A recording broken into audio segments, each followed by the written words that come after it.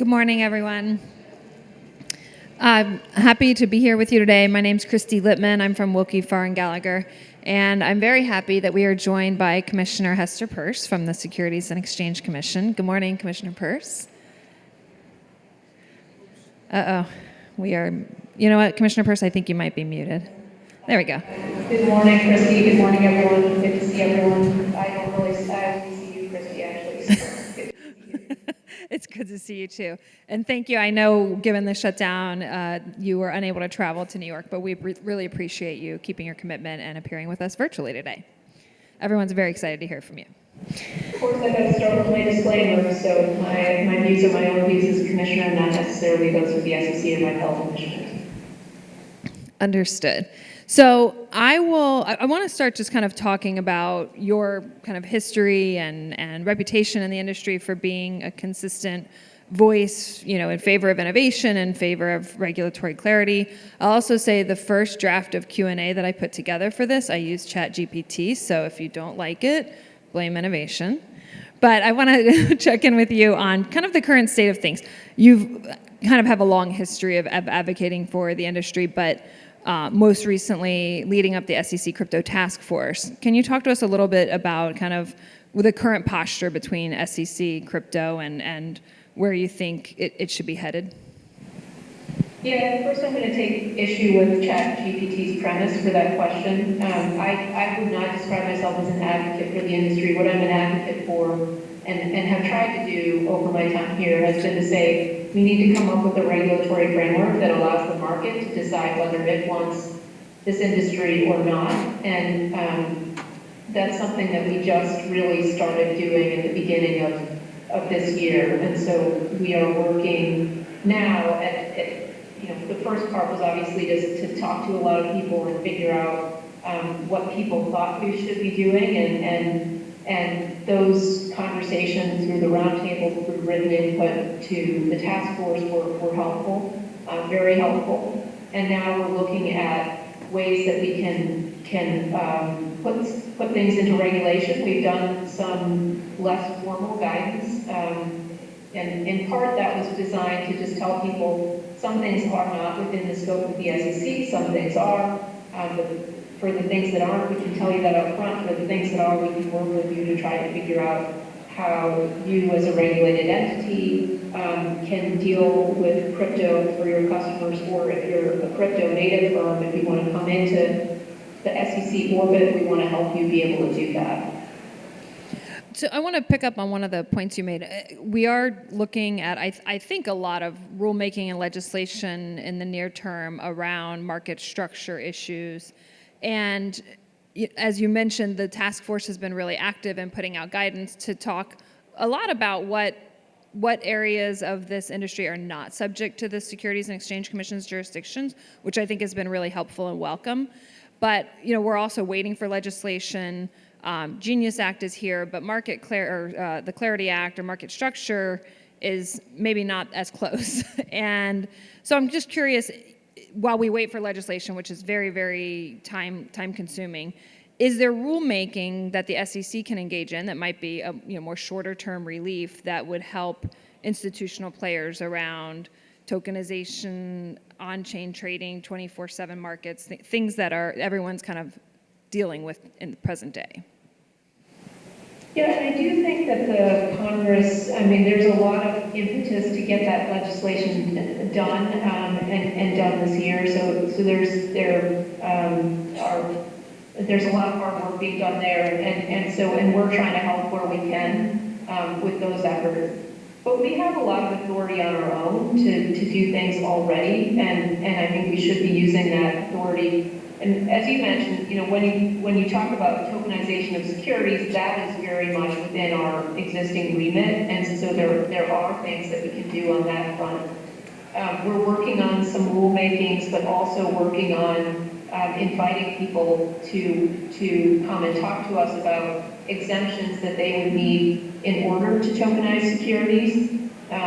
This is another area where I don't want to front run the market. I want the market to be able to figure out which sort of tokenization works, and that does require people to come in and run experiments with us.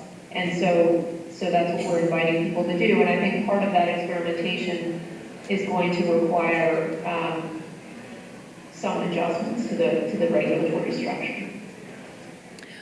How about token issuances? I mean, it's one area that the task force has not really spoken a lot about, but you did put out a token safe harbor 2.0 back in 2021, which has been a number of years now. And obviously in the current posture, we're not really seeing the SEC going after token issuances for purely registration violations. Do you still think that there's a need or a demand for that type of relief? I do. I think there is an interest in having a taxonomy, and Chairman Atkins gave a speech earlier today on that topic. And then once we have a taxonomy in place, you can classify different assets, but you can still take an asset that's a commodity and you can issue it in a way as part of a securities offering, as part of an investment contract. And so providing some guidance there around how you can do that, I think would be helpful. The disclosures that people want are different in those kinds of instances, which is what I was trying to get at with my safe harbor. And I think that is still true, that we really do need to craft an appropriate disclosure regime. And so that's something that we're working toward here at the SEC. So keeping on the kind of market structure theme, and maybe my pessimism, which perhaps ChatGPT picked up on, the challenges around establishing legislation are kind of enduring. Do you think, I mean, it does seem like SEC is very active. CFTC hopefully soon will be in a position to be active. In the absence of legislation, are there rules that the SEC and CFTC and other regulators can adopt that will help fill in the gaps so that institutional market participants can feel comfortable moving forward and innovating while we all kind of sit with bated breath waiting for legislation? Yeah, I do think there are. I mean, again, I think a lot of the activity is going to be in tokenizing traditional securities, and so I think there we can certainly write rules, but even in other areas, I mean, I think you are seeing the CFTC moving forward on a number of issues, whether it's collateral, considering how digital assets can serve as collateral, or whether it's looking at how crypto assets, spot crypto can trade on existing CFTC platforms. So that's something that they're doing on their side, and on our side too, there is nothing that says that SEC registered entities can't trade things that are not securities, and so we're certainly willing to work with people on those issues as well. Is custody one of those issues? I mean, it seems to me that's still a bit of a challenge for institutional token holders. Yeah, it is a real challenge, and I think one thing that we did is we the staff put out a no action letter around custody, and I think that was helpful. But more generally, there are a lot of challenges, and I think people have to grapple, and we have to grapple with the fact that there's some unique custody questions with respect to crypto assets. There's a question of sometimes if you're an investment advisor, for example, and you look around to see whether there is a custodian available to custody a particular crypto asset, there might not be. And so in that instance, it might actually be the only option for the advisor to custody the asset. Another question that comes up, of course, is you might want to have your assets safely in custody, but you need to actually trade those assets or stake them. And so there are things that you need to be doing with the asset. And so how does that work with custody? I think we had a special purpose broker-dealer exemption that was created under Chairman Clayton. That didn't work very well. And so it's sort of thinking about how can we make our guidance and our framework more workable for how these firms actually want to interact with crypto. Is that special purpose broker-dealer? I mean, I think there was frankly, a lot of criticism about it not being particularly helpful for entities that might have liked to take advantage of it. Is that something that the task force or the SEC is considering revisiting? Yeah, of course. Yeah, it's one of the issues that people want us to get to a place that actually works, and so that's something that we're working on.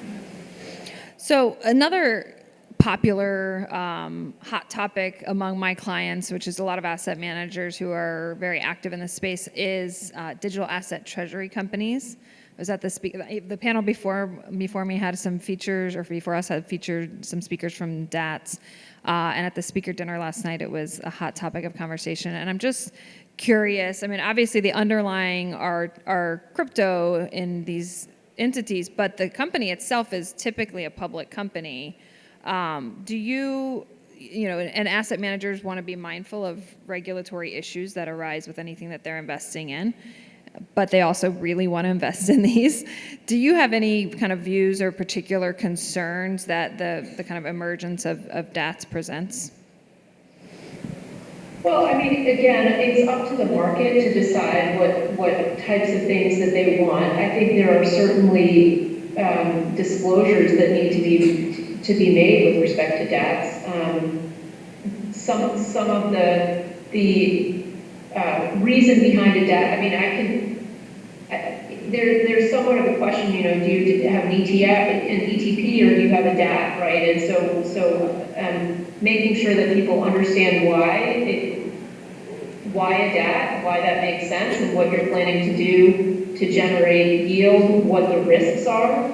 And there certainly are, as with anything else, there are risks, but what the risks are in an up market, what the risks are in a down market, I think those are important things for investors to understand. The crypto industry sometimes embraces, their trends, right? In crypto, people all get on a bandwagon, and I want the people setting up DATs, and I want investors who are investing in DATs to think about what the risks and benefits are, and that's where our disclosures come in when it's a public company. Speaking of the excitement around investing in this area, I mean, even at this conference, I think, which is intended to bridge, traditional finance and the crypto sector, I still think even within traditional finance, there's a pretty big difference in risk appetite among, certainly venture capitals and larger institutions. And I think that there's still some remaining, concern by some traditional finance that these are largely speculative assets, but kind of undeniable sentiment that this is a technology that might be the future of market infrastructure. And so we're in this kind of position where everyone's having to bet on which of these innovative yet speculative technologies is going to be that future of market infrastructure. How are regulators navigating the landscape in light of that kind of dichotomy? It's easier for regulators because we don't have to pick winners or losers. People in private industry have to figure out what they want to invest in, and they have to figure out if they're going to try some new infrastructure, they've got to figure out which infrastructure to try. And that's a much harder issue than what we have. As regulators, I think all we need to do is not put our thumb on the scale against any particular asset or investment. If people want to buy things, they should be able to do that. If it's within the realm of the securities, if it's in the securities bucket, we have rules in place that people have to comply with. And then with respect to the technology change, I mean, a lot of people do think that we're going to end up with everything tokenized and on-chain. And so that's why I think it really is important for us to be able to let people come in and try to devise experiments to run in that area. And those experiments should be not just for the purpose of running a fun experiment, but to get to commercial viability. And so we really want to work on experiments that people can try, but then can graduate into a longer-term set of rules that will govern that activity. And then we'll see, there are people coming in and talking to us about tokenization, for example, that are coming in with different models. We'll see which model, if any of those, ends up taking off. But I think it's an exciting time. It's a time where people are looking at the technology and saying, can it solve some of the problems that we have now? Can it make settlement cycles shorter? Can it make it easier to transfer collateral? Is it, now that we have stable coins, you've got dollars that can move very easily on chain. So there are a lot of potential positive changes that can come, but of course any new technology also brings new risks and challenges, and we have to take those into account also. I remember. I say one other piece of that, Christy, is that the transition period, if everything is going to move on chain, the transition period is difficult, right? Because what do you do when you've got an equity, part of which is tokenized? There's some of those shares are tokenized and some are not tokenized. How do those interact with one another? How do you make sure that there's a consistent market? How do you keep the prices in line and not have the price vary based on whether it's tokenized or not? There are hard questions at the time of the transition. But that exact kind of technology you're describing and innovation is something that I remember hearing about when I was in Chairman Clayton's office, and folks would come in and talk about it, and it seemed very far off at the time.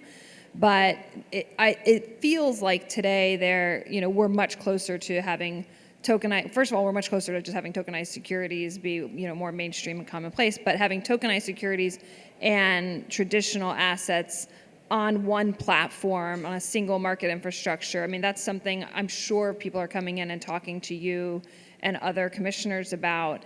And is it closer today? I mean, obviously I was in Chairman Clayton's office a number of years ago when we were hearing about this, and it seemed very far off. We must be closer. Yeah, I think it is closer, and I think part of the reason it's closer is because now there is an appetite at the SEC to really dig in and work on these issues with people. I mean, there are a lot of hard questions, and there are a lot of regulatory questions that we have to answer, but Chairman Atkins has made this a priority to try to get these questions answered. He has a lot of other priorities too, but this is a priority for him. So I think that is one reason that we're moving forward. And of course, the technology has also advanced since the time you were in Chairman Clayton's office. People have had a lot more experience with it. A lot of these public blockchains have been up and running for a long time, and so we have gotten to see how they work over time, and the speed of some of these blockchains has increased, and so that's helpful also. So there are, I think, technical and regulatory reasons that it's closer to happening now than when you were in Chairman Clayton's office. I guess staff probably did take a few years off on any of those efforts in the meantime. We recently, earlier this week, had a new, or maybe it was last week, a new red line of the market structure bill that came out of Senate Ag. It seems to me, and that has a lot of placeholders in it around DeFi in particular, and I think that DeFi is one of the big hang-ups in kind of moving that bill. We have folks that feel that DeFi has to be covered and folks that feel like DeFi has to be carved out. And it feels, I think, like a little bit of a binary choice for people. And I'm a little worried that bill is stuck in a loop because of that binary choice. Do you think that there's some compromise here? And if so, any ideas for Congress? Well, I mean, I think that it's really important for people to take a step back and not get scared by the fact that something's called DeFi, right? DeFi is just the idea that someone can engage with a protocol instead of having to go through an intermediary that enables peer-to-peer transactions in a way that is pretty exciting, actually. And I think a lot of folks over the years have noticed there are issues, and maybe this is the wrong audience to be saying this to, right? But there are issues with intermediaries, and those issues can range from the fact that you can have an intermediary who's dishonest and steals your money, or you can have an intermediary who just doesn't like you, and so doesn't let you use that intermediary. And so there are real advantages to being able to do things peer-to-peer directly. And so I think that is important for people to recognize. I understand their concerns about how do you modify the regulatory regime when you have a lot of activity happening peer-to-peer. The reality is that a lot of people will still want to use intermediaries. Intermediaries may be able to do a lot of work on decentralized protocols. Those will become tools that intermediaries can use. And so the regulatory regime will still have its touch points with intermediaries, but carving out activity that is peer-to-peer activity is no different than what we already do in many ways, right? We don't regulate transactions when it's just two people interacting with each other. And then also carving out tools, technology, software to say that it's not the software. We're not going to regulate the software developer. We're not going to say that you can't write the software. We're not going to regulate the code. We're going to regulate intermediaries that use it. To me, it's just taking the temperature down a bit and really thinking about what we're trying to do, and then thinking too about how decentralized finance actually advances the very principles on which this country was built. And that's why we had a roundtable on this topic. It was called DeFi, the American Spirit, because I think it really is important just to remember that this is not something to be scared of. It's something actually to celebrate and think about how we can make our lives better.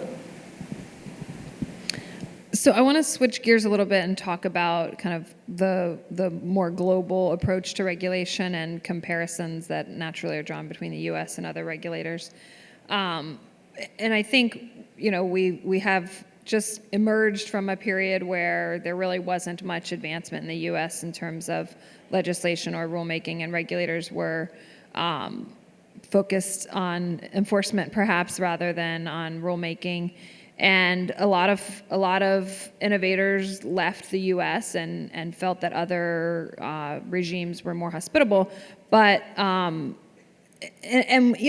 kind of emerging from that, but it's still taking a lot of time. You still have folks like the EU and the UK and the MiCA framework where they're out ahead of us. I mean, how does that affect the U.S.'s competitiveness and capital formation mission?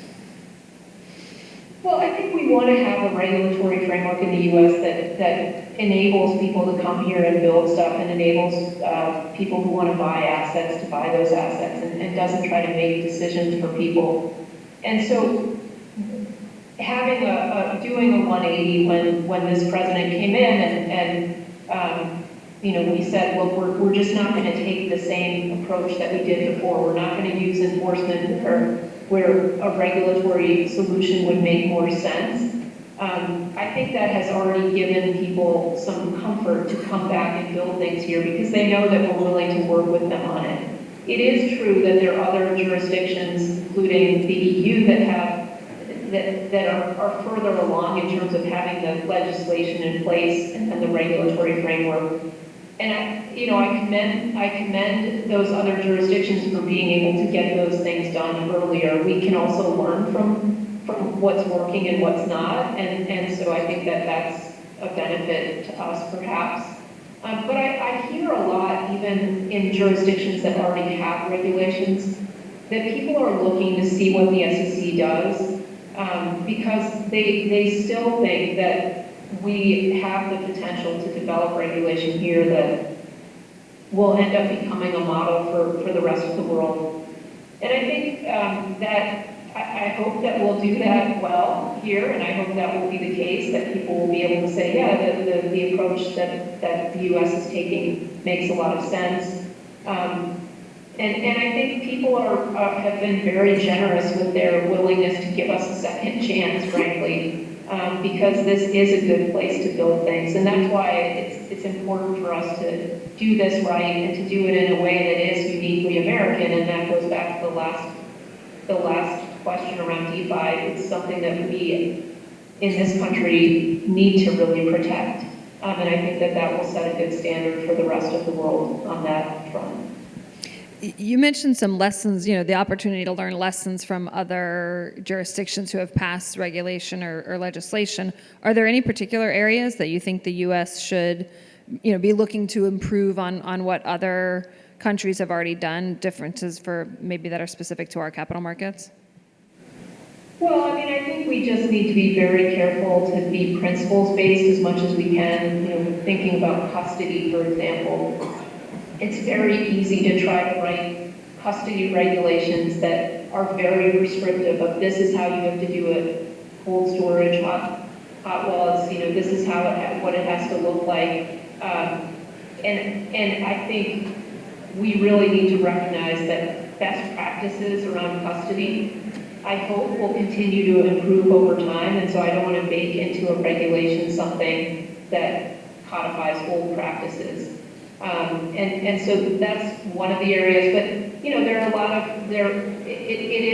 lot of difficult questions here, and so we do need to work together. I think and work together even across borders too, and try to learn from each other. And we also need to think about ways that we can make our regimes compatible. So whether that's substituted compliance, mutual recognition, those kinds of regimes, so that you can have the ability to work cross-border, since this is, as many other technologies are, it's a cross-border technology. But, as you mentioned, there are a lot of still kind of issues to resolve and questions to overcome, and still a fair amount of regulatory uncertainty about how that's going to be overcome. And I think I'm sitting in a room full of folks who want to get ahead of the curve and want to be able to explore blockchain-based products and be able to start moving forward despite the kind of, having to be patient and wait for the resolution of some of that regulatory uncertainty. So, what's your kind of message to folks that are very eager to move forward? Come in and talk to us. We want to work with people who are eager to move forward fast. We want to work with people who have thought through the difficult regulatory issues and are ready to have that conversation with us about how the existing rules apply.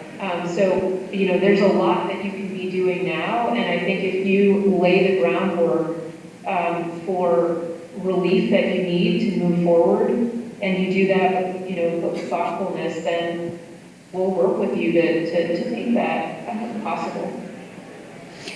And when those folks do come into you, I'm sure you're getting kind of a front row seat, you and the folks that are serving on the crypto task force, to see all the different kind of financial innovations that everyone's thinking about. What are you seeing in these presentations and these written submissions that has you most excited about kind of the future of finance?